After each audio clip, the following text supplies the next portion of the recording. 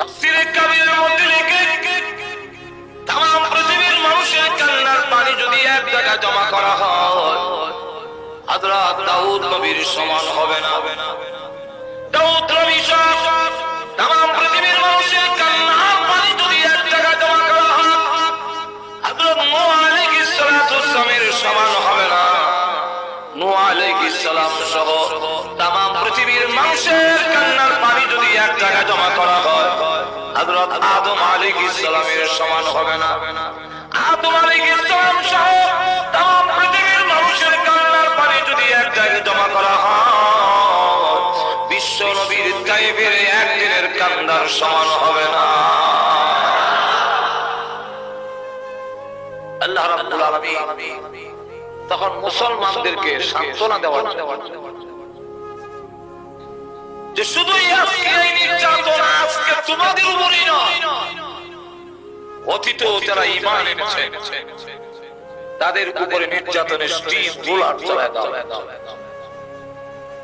নবীদেরকেও কষ্ট দেওয়া হয়েছে, কোন নবীকে করাত দিয়ে পাঁচ কান দিয়ে দ্বিখণ্ডিত করা, কোন নবীকে লোহার চিরুনি দিয়ে কুষ্ঠগুলো টেনে খসে ফেলে দেওয়া।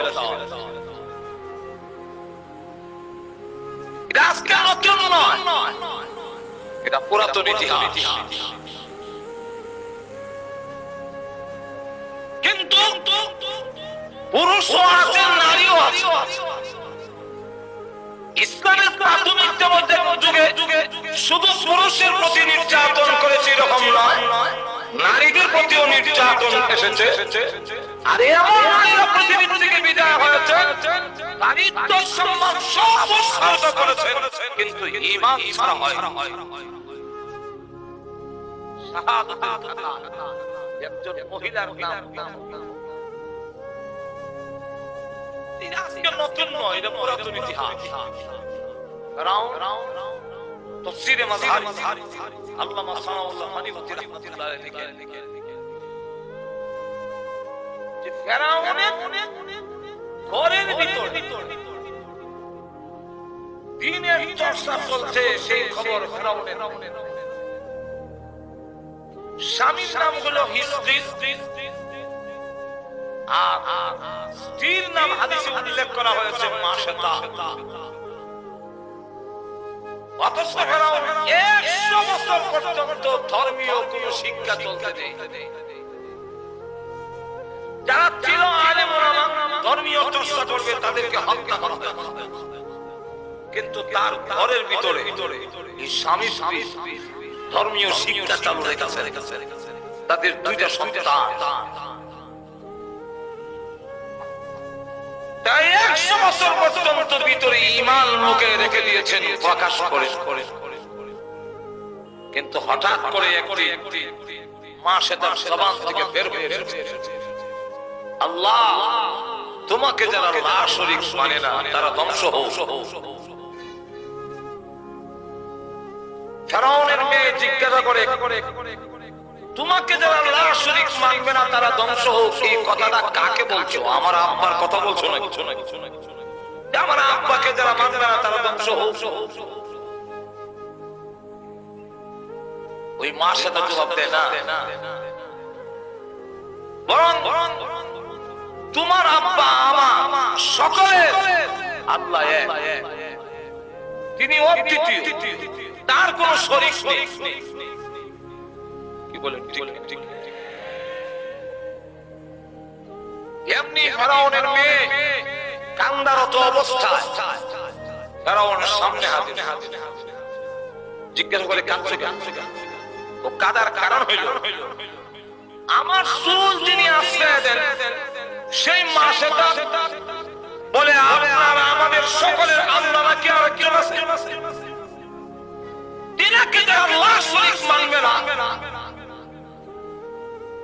তাকে ধ্বংস হওয়ার জন্য তিনি অভিশাপ। ফেরাউন তখন ওই মহিলাকে গ্রেফতার করে তার সামনে এনে সে জিজ্ঞাসা করে, আমি ছাড়া কি তোমাদের আরো কোন খোদা আছে? বলে হ্যাঁ, ঈমান এমন এক জিনিস পৃথিবীর কোন শক্তির কাছে ঈমানদার মাথা নত করতে পারে না। তখন সে সুস্পষ্ট করে বলে দিল, আমাদের সকলের আল্লাহ হলেন আসমান আর জমিন, তিনি সৃষ্টি করেছেন তিন।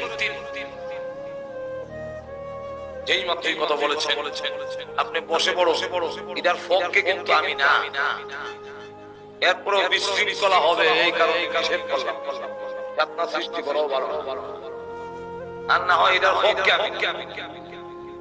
কথা বুঝছেন? লক্ষ্য করুন যে এই অবস্থা, কারণ এটা করার মাধ্যমে আমাদের কোনো লাভ নাই, ওনাদের লাভ। ওনাদের লাভ হইলে ওরা পয়সা পাবে। আমার আর প্রচারের দরকার নাই। দেশে বিদেশে আমি সারা বছরে প্রতিদিন 4টা 5টা 6টা করে কোনদিন খালি নাই সারা বছরে। সুতরাং আমার আর প্রচারের দরকার নেই। যাই হোক, সামনের দিকে আসুন। এখন এই পরিস্থিতিতে সে ডাক দিয়ে বলে যে আমাদের সকলে আল্লাহ এক, তিনি আসমান আর জমিন সৃষ্টি করেছেন, তিনি হলেন আমাদের আল্লাহ। কারণ বলে আমি কি খোদা নই? না, কেমন না?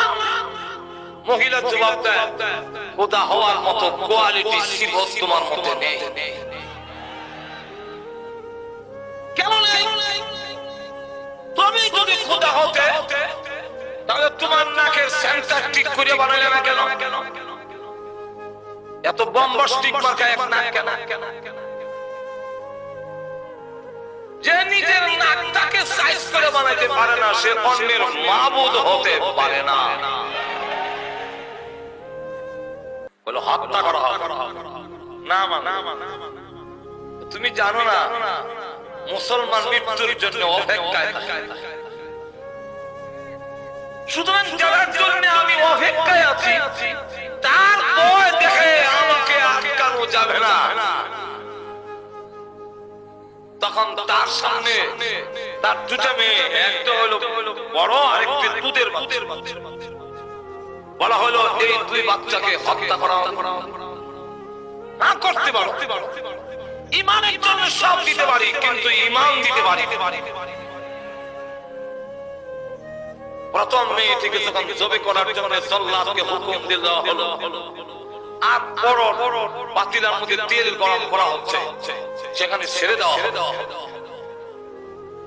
মেয়েটিকে যখন জবাই করে গরম তেলের মধ্যে ছেড়ে দেওয়া হয়, মেয়ে ডাক দিয়ে বলে, মা অস্থির হয়ে না, আমি আজ বিদায় হয়ে যাচ্ছি, কিন্তু কিয়ামতের কঠিন ময়দানে আপনার সঙ্গে আমার দেখা।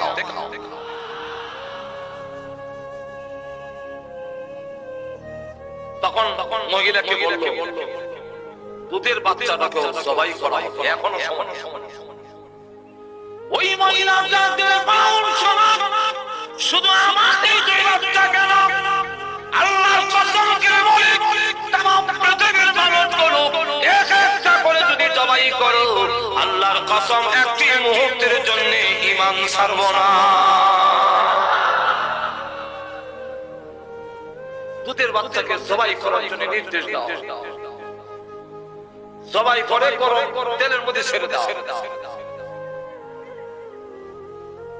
মা চটপট আরম্ভ করে দিয়েছে যে আমার দুধের বাচ্চাকে জবাই করো। এমনি আল্লাহ দুধের বাচ্চার জবান বাচ্চাও ডাক দিয়ে বলে, হাদিস শরীফের মধ্যে আসছে, ইয়া উম্মা ইসবিরি ফাইন্নাকা আলাল হক। হে আম্মা জান, সবর করেন, ধৈর্য ধরেন, আপনি হকের উপরে আছেন, ছাড়বেন না ঈমান ইসলাম। আজ বিদায় হয়ে যাচ্ছি, এতে কিছু আসে যায় না। কিয়ামতের কঠিন ময়দানে আপনার সঙ্গে আমাদের দেখা। মহিলাকেও যখন জবাই করার জন্য নির্দেশ দেওয়া হবে, তখন এই মহিলা একটা শর্ত রাখলো। শর্তটা হলো, আমি এখন পৃথিবীর থেকে বিদায় হয়ে যাব, আমাকেও জবাই করা হবে। শর্ত হলো আমাকে জবাই করার পরে গরম তেলের মধ্যে কোন ছেড়ে দেওয়া হবে, এইভাবে আমার দুইটা মেয়েকে ছেড়ে দেওয়া হয়েছে। গোশতগুলো হাড় থেকে আলাদা হয়ে গেছে।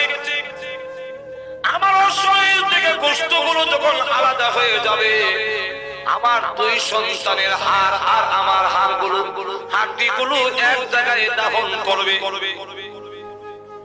মার উদ্দেশ্য কিয়ামতের কঠিন ময়দানে মানুষগুলো যখন কবর থেকে উঠবে, আমি যেন আমার দুইটা বাচ্চা সহ মহান আল্লাহর দরবারে হাজির হতে পারি। এর অন্তর বুঝতে পারে, ঠিক আছে তোমার আপনার রাখলাম, এক জায়গায় দাফন, তিনজনকে এক জায়গায় তাদের হাড্ডিগুলো এক জায়গায় দাফন করা হবে। আল্লাহ নবী বিশ্ব নবী রাহমাতুল লিল আলামিন মেরাজের রজনীতে বাইতুল মুকাদ্দাস যখন গেলেন, নবীজি ডেকে বলেন, হে ভাই জিবরাইল, ইয়া আখি জিবরাইল, জান্নাত মনে হয় কাছে এসে গেছে, আর মনে হয় বেশি দূর নয়। কেন গো নবীজি? আল্লাহর রাসূল বলেন, ও জিবরাইল, আমার নাকের মধ্যে জান্নাতের সুঘ্রাণ লাগতেছে। জিবরাইল আলাইহিস সালাম বলেন, আল্লাহর নবী গো, জান্নাত অনেক দূরে, 500 বছর দূর থেকে জান্নাতের সুঘ্রাণ পাওয়া যায়, কিন্তু জান্নাত হাজার হাজার বছরের রাস্তা, অনেক দূরে। তাহলে জান্নাতের ঘ্রাণ আমার নাকে আসতেছে কেন? আল্লাহর নবীকে জিবরাইল আলাইহিস সালাম বলেন, ইয়া রাসূলুল্লাহ, ইয়া হাবিবাল্লাহ, এটা ডাইরেক্ট জান্নাত থেকে আসে নাই।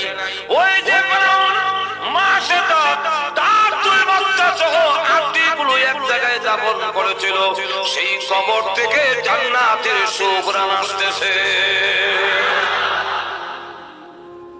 সুতরাং সেই কথাটা জানায়া দেওয়ার জন্য ও বিশ্বের মুসলমান, শুধু নতুন এই নির্যাতন আজকের নতুন নয়।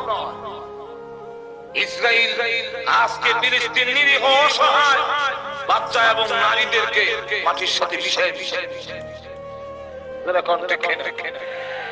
কিন্তু ওই মানবতার ধ্বজাধারীরা আমেরিকা আজকে কোনো কথা বলে না, ব্রিটেন কোনো কথা বলে না।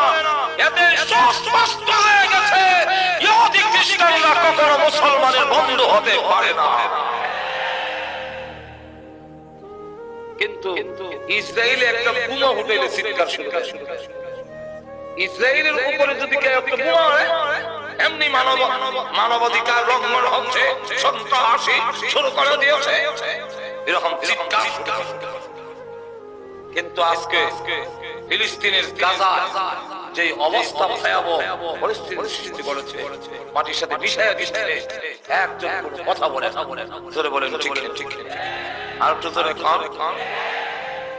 আল্লাহ রাব্বুল আলামিন আজকের এই সূরার বিষয় হলো তাফসীরে হাক্কানির মধ্যে উল্লেখ করা হয়েছে যে ওই নির্যাতন নিপীড়ন যখন শুরু হয়েছে, মুসলমানরা যখন বলেন মাতা নাসরুল্লাহ, আল্লাহ সাহায্য কোন দিন আসবে, যেমন আমাদেরকে আজকে প্রশ্ন করে যে আজকে আমাদের মুসলমানকে যেভাবে নিষ্পেষিত করা হচ্ছে, আজকে যেভাবে ইরাকে, আজকে আফগানিস্তানে, ফিলিস্তিনে, কাশ্মীরে সব জায়গায় মুসলমানকে নিষ্পেষণ করা হচ্ছে, এই দুর্দশা কি যাবে না? এই অবস্থা কি আমাদের পরিবর্তন হবে না? অবশ্যই একদিন পরিবর্তন হবে। সেই দিন বেশি দূরে নয়, ইমাম মেহেদী যখন আসবে, তখন তাম পৃথিবী ইসলামের পতাকা উত্তীর্ণ হবে, সারা বিশ্বে একটা ইহুদি খ্রিস্টান থাকবে না। তখন পাথর রেখে বলবে, বুখারীর হাদিস, পাথর রেখে বলবে, গাছ রেখে বলবে, হে আল্লাহর নবী ঈসা, আমার আড়ালে একটা ইহুদি লুকাইছে, ওরে মারে। আর দুজনে কন্যা, আর এখন যে মার খাচ্ছে